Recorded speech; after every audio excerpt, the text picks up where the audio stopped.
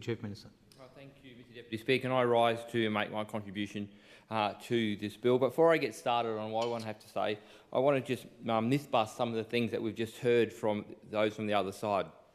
Mr Deputy Speaker, the member for Arafura told the House that the CLP are going to slash these projects and there's no money to go around. But I just want to correct history here, Mr Deputy Speaker. Remember, the previous government in their budget had a program of about $5.2 billion. Last financial year, they spent $1.2 billion on that program, so there's a big difference there.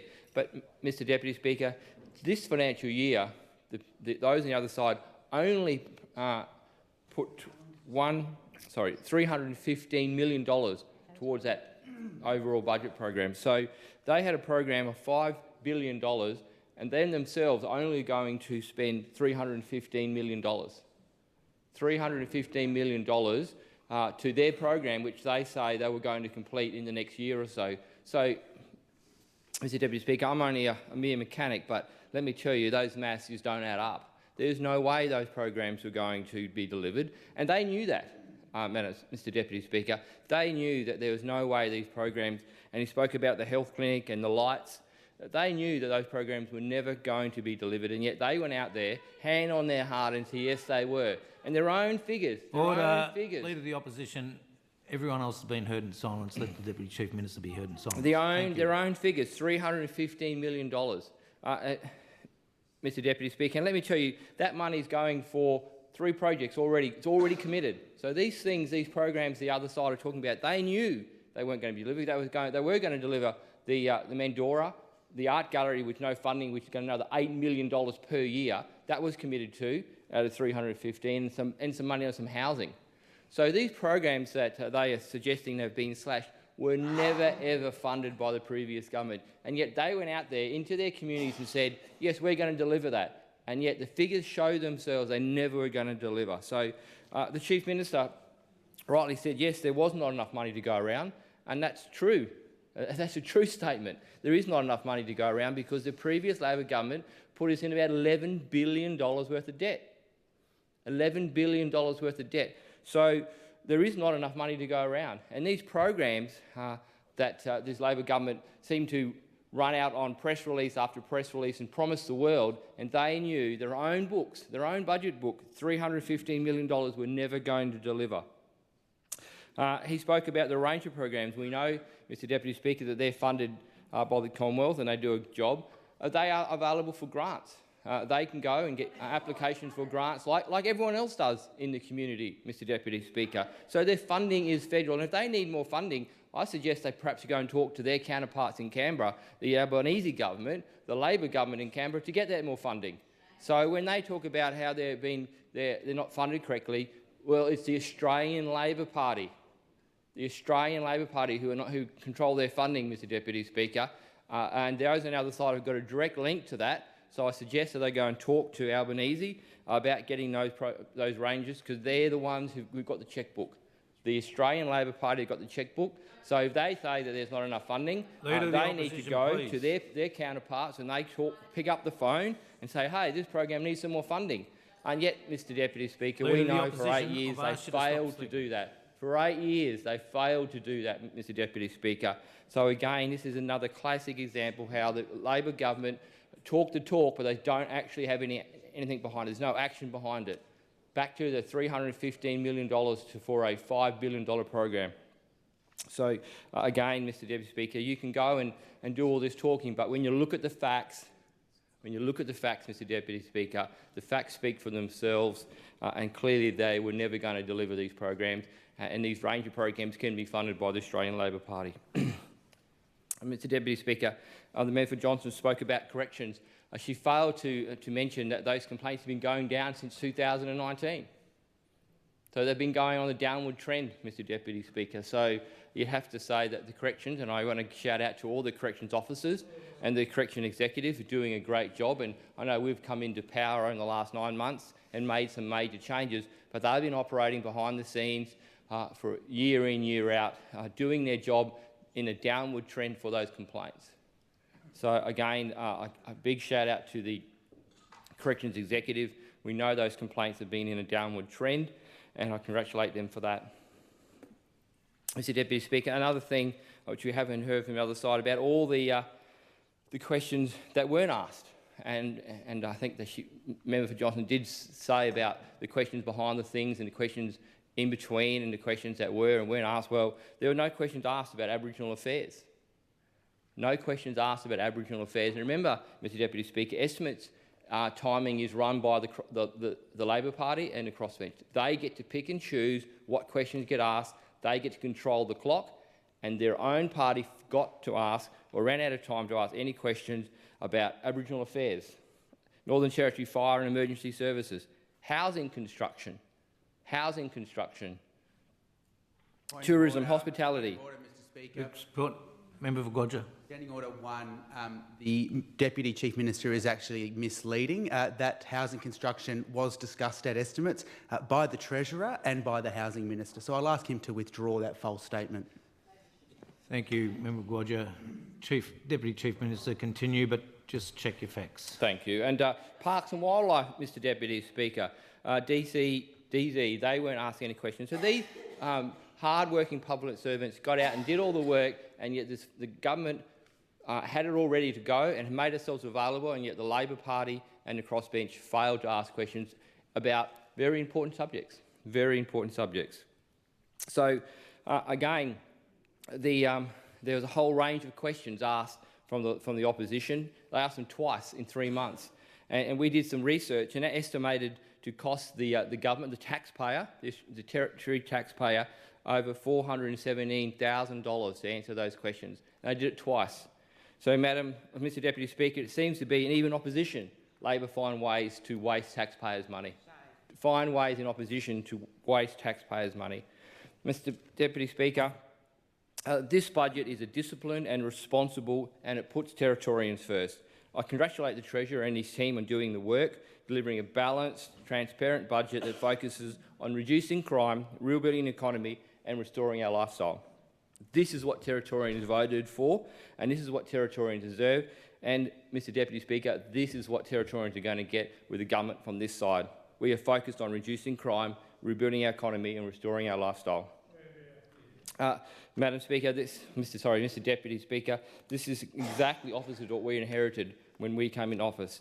There was blowouts, there was Labor messes, there were governing by media. They had hand on heart saying they were going to deliver programs, and clearly the facts show they weren't. Again, I refer back to the $315 million they had programmed in their own budget to spend on these programs. So for 8 years there was neglect and just skyrocketing debt. Remember, Mr Acting Deputy Speaker, Mr Deputy Speaker, when they came in office about 8 years ago, the debt was about 1.8, and they ballooned it out to over $11 billion. That's almost $1 billion a year they spent, they didn't have.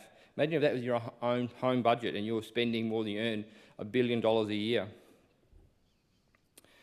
Mr Deputy Speaker, we have solid plans and target growth for mining, energy, tourism, agriculture and defence.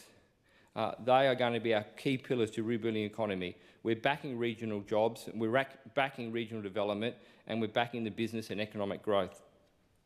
Mr Deputy Speaker, the NT and under the CLP is open to do business. Let's look at last year's estimates, and they're clear examples of how Labor neglected the portfolios which I manage: agriculture, fisheries, mining, energy and corrections. Mr Deputy Speaker, there are still questions outstanding on notice from last year's estimates. So we asked a whole lot of questions in opposition last year, and those questions still haven't been answered by the previous government. That's right, they couldn't even bother answering important questions. And some of the exactly questions we asked, how many mango trees in the Territory are currently affected by the twig tip dieback? How many grants and resources in the Territory programs have moved from exploration to production? What's the longest delay about licence exploration? These questions are relatively straightforward, Mr Deputy Speaker, but they were either unwilling or unable to answer those questions from government, and yet what they did this year is they asked 2 rounds of questions costing taxpayer $417,000, wasting taxpayers' money from opposition. Look, we recognise and appreciate sectors about agriculture and fisheries. We know that those opposite neglected agriculture and fisheries overlooked and biosecurity is under-resourced. Three very important parts. Mr Deputy Speaker, you may recall that last year the member for Berkeley asked the then Attorney General, the member for 𝙍𝙬𝙍𝙎, some critical questions about corrections. He asked what work was being done on planning and building for new female prisoner accommodation. Nearly after a decade in office, Labor failed to act on urgent need to build purpose-built women's prison. It wasn't until last year that funding was even discussed. Despite repeated warnings, no action was taken. Mr Deputy Speaker, the member for Johnson spoke about people in watch houses. Mr Deputy Speaker, remember the Labor government put those prisoners into watch houses. They didn't plan and they neglected the correction system so badly that we end up having to put prisoners and corrections officers into watch houses. Under government in the last 10 months, have taken those officers out, and we've created the Berrimah Correctional Centre, which is over 400 beds. We've put an extra 100 beds into Alice Springs. The Youth Detention Centre in Holtz is open and up and running. So these facilities are under immense strain, immense pressure, because this Labor government lost control of crime. They lost control. We're reforming the existing infrastructure. We are ensuring that female prisoners have their own facilities, which are separate to male prisoners. And I'm proud of the CLP government's ongoing commitment to deliver Territorians, and we're going to do things differently. The status quo is not an option under this government. Mr Deputy Speaker, the others asked me about the 𝙍𝙬𝙍𝙍 and how we went out there and about my travel expenses. And the member for 𝙍𝙬𝙍𝙎 said, oh, beers for the boys. Mr Deputy Speaker, that $2,000 is less than the money that the member for 𝙍𝙍𝙍 and the member for Daly spent on taxpayers' money on the interstate holidays. On the interstate holidays. So they went interstate on a personal holiday and spent more money. And Madam Speaker, just to clear it up, I can get it right now, that money was for ministerial staff and for the Assistant Minister for Mining to travel with us. For the Assistant Minister for Mining travels out there, and yet the member for 𝙍𝙍𝙍 and the member for Daly spend money on... Leader of the Opposition, you're continually interjecting. I'm asking you not to do it again, otherwise I'll start looking at a warning. So please don't do it again. Continue. Thank you, Madam Speaker. So clearly, the member for 𝙍𝙍𝙍 and the member for Daly are happy to spend taxpayers' money interstate on their fuel bills, and they question when the Assistant Mining Minister travels to the 𝙍𝙬𝙍, and I support the 𝙍𝙬𝙍. We support the 𝙍𝙬𝙍 because we want to make sure that gas gets out of the ground. So that money we're speaking about is legitimate costs of the Assistant Minister and ministerial staff travelling to the 𝙍𝙬𝙍. Not beers for the boys, not free fuel for a holiday, for a personal holiday, not iced coffee and things like that from shops interstate. It's legitimate cost for the Assistant Minister who went to the 𝙍𝙬𝙍, and he's nodding because I was on the plane with him, he was there. We saw what was happening. So just to clear that up, Mr Deputy Speaker, clearly that the previous government spending money on interstate holidays is more a concern than them than progressing and promoting the gas in the 𝙍𝙬𝙍. Shame on them. And I make no apologies for supporting investment in the 𝙍𝙬𝙍. The gas produced from the 𝙍𝙬𝙍 will drive us moving forward. And that's why we need to recover our economy, and we need to do what we can to make sure we rebuild the economy. Because again, like I said, the previous government left us in $11 billion worth of debt, up from about 1.8 in a mere 8 years. They wrecked the economy. We spoke about, the member for Johnson just spoke about the $300 million that mining and petroleum royalties deliver into Northern Territory, and got down to, oh, this is only a small percentage of our overall income.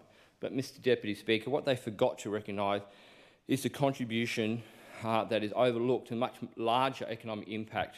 Let me speak plainly. The resource sector is going to rebuild the economy. It's not just a royalty check, Mr Deputy Speaker, it's thousands of jobs, hundreds of local contracts, and billions of dollars in economic activity right across the Northern Territory.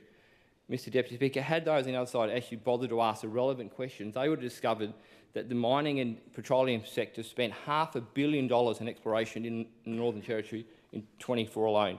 So half of that's $500 million in exploration. Mr Deputy Speaker, and that money goes to the Territory, it goes to the roadhouses, it goes to the local contractors. It benefits the suppliers, the drilling, the hire, the fuel, the consumables, the regional accommodation. So we're talking about royalties of $300 million, which in itself is a large amount. But on top of that, these are the relevant questions that the crossbench failed to ask because it didn't suit their narrative. It didn't suit their narrative because they don't want to rebuild the economy. They want us to go away, spend more money, end up with a massive debt, which is going to affect Territorians as we move forward. The mining and petroleum sector directly supports Territory businesses. The mining sector alone, over 4,000 people have got jobs directly in the mining. It accounts for 25% of the NT's gross state product. That's double the national average. Mr Deputy Speaker, the planned impacts maintenance shutdown in August this year is estimated to inject $200 million, into the local economy and offer dozens of local contracts. So again, when you just focus on royalty, which is $300 million, but what about the exploration, $500 million? What about the 4,000 jobs? What about the $200 million investment that's going to happen this year? Newmont, Mr Deputy Speaker, have just spent $1.8 billion on a new mine shaft that will extend the mine well beyond 24 and flowing through to local suppliers and contractors. I've been out that mine myself, Mr Deputy Speaker. I've seen it. I've seen the local contractors out there. I've seen the people flying in from Darwin, flying in from right across Australia, but the people delivering fuel, delivering toilet paper, delivering soap. They're the local jobs that this $1.8 billion, I'll let that sink in, $1.8 billion investment in the Northern Territory to extend their mine life. They're the relevant questions. They're the important questions that the crossbench should have been asking, but it doesn't suit their narrative. It doesn't suit the narrative because they think that the mining and the royalties is a demon. It's not a demon, it's a saviour. It's going to save our economy, and I make no apologies for supporting it wholeheartedly. And Mr Deputy Speaker, whilst I'm here in this role, I'll do whatever I can to support those industries because that is going to rebuild our economy. It's going to get us back where we can go and build lights in Marangrita, where we can go and build health clinics, where we can go and support ranger groups, unlike the previous government who actually destroyed the economy. And I hope, Mr Deputy Speaker, that the other sides are taking notes because they need a lesson, because our economy is where we are because of them. There are well-documented shortfalls in the East Coast gas, and again, the Beetaloo has enough gas in it to fuel our economy for 200 years. The member for Nycliffe speaking about Germany's got 80% renewables. What she forgot to tell the estimate is that when they run out of power, they just connect across the border to get power from a nuclear reactor. So when they do run out of solar, they just flick a switch and the power comes from somewhere else. Well, Mr Deputy Speaker, unfortunately in the Territory, we can't flick a switch. We can't just have power from somewhere else. We've got to have that spinning reserve here ready to go because we can't rely upon anyone else because we are Australia. We're an island state. We don't have a power line from a neighbouring country where we can just get power. We saw the exact sample in South Australia. They've got a renewable target and they're borrowing power and taking power from Victoria, which is coal. So if you want to have a narrative of how good renewables are, well, you've got to look at the big picture, and we don't have a Norway or another country right next door where we can flick a switch and get extra power from nuclear reactors and coal power and gas. We've got the Territory, and this is where we are. So, Mr Deputy Speaker, we need to really look at stuff in the Territory is irrelevant, and I know the member for Nycliffe maybe get her information from the Australia Institute, which is based in Canberra. Really, that says it all. Getting information from somewhere based in Canberra and not being here in the Northern Territory day in, day out. Like I've been here a long time and lots of people here have been a long time because we think the Northern Territory is a place worth fighting for. We're going to cut red tape. We're going to show the world the Territory is open for business. And it's already worked, Mr Deputy Speaker. We know that the Beetaloo just got about $120 million injected into it. And just recently, in the last week or so, there's been some really promising results from gas flows, 7 TJ or 7.2 TJ a day. That is going to be great. We need to get that gas into a pipeline, into our coal power, into our generators so we can have power. We can turn the lights on because, unfortunately, renewables need that spinning reserve and that gas is going to firm up our system. We delivered the mining and energy and operating budget of $40 million. We're key to support the Beetaloo through the Beetaloo Project Management Office. We're going to make sure that we deal with the fishing because fishing is dear to me. We're going to look at reef fish. We're going to deal with biosecurity. We're going to deal with browsing ants. We need to make sure that these things aren't neglected like the previous Labor government, and they didn't care and they still don't care. Meanwhile, our government is investing in biosecurity, agriculture, mining and the petroleum industry because we know what's best for the Territory, and we want to fight for it because the Territory is worth fighting for. Thank you. Thank you, Deputy Chief Minister. Are there any